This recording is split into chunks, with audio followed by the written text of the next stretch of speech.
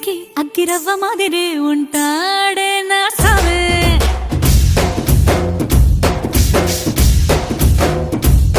మెత్తాని పత్తి పువ్వుల మరే సంటాడే